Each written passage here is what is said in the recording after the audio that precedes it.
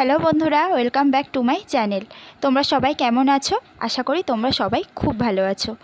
আসলে আজ বিকেল থেকেই খুব চপ খেতে ইচ্ছা করছিল, তাই ভাবলাম বাড়িতেই চপ বানিয়ে নিই, আজ শেয়ার করি সেই ভিডিওটা তোমাদের সাথে। তো স্কিপ না করে ভিডিওটা পুরোটা দেখতে থাকো। প্রথমেই কিছু আলু নিয়ে সেটাকে দুভাগ করে মাঝখান দিয়ে কেটে প্রেসার কুকারে বসিয়ে অন্য একটা পাত্রে পরিমাণ মতন বেসন, একটুখানি কর্নফ্লাওয়ার, পরিমাণ মতন নুন, একটুখানি হলুদ আর কিছু কাঁচা লঙ্কা কেটে নিলাম। তারপর জল দিয়ে ভালো করে মিশ্রণগুলোকে মিশিয়ে নিতে হবে। যতক্ষণ না ব্যাটারটা ভালো করে তৈরি হচ্ছে ততক্ষণ মিশ্রণগুলোকে মেশাতে হবে।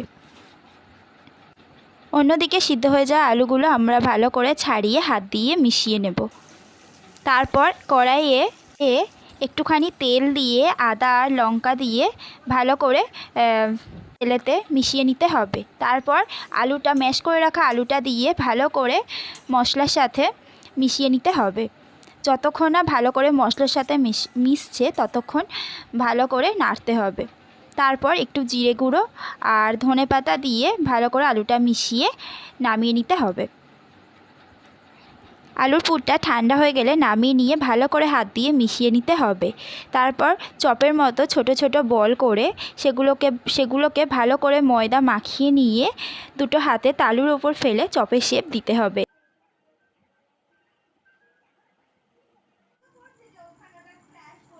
পর চপ ভাজার জন্য তেল কড়াইতে গরম হওয়ার জন্য বসিয়ে দিতে হবে। আমাদের তেলটা গরম হয়ে গেছে। এবার চপে শেপ করে রাখা আলুর পুরটাকে এবারে ভালো করে বেসনের মধ্যে বিট করে তেলের মধ্যে ছেড়ে দিতে হবে। উল্টে ভালো করে চপটা ভেজে নিতে হবে লাল লাল করে। বন্ধুরা, আমার এই চপ তৈরির পদ্ধতি যদি তোমাদের ভালো লেগে থাকে তাহলে লাইক করতে ভুলো না, আর অবশ্যই আমাকে কমেন্ট করে জানাবে। তো চলো, আজকের মতো টাটা।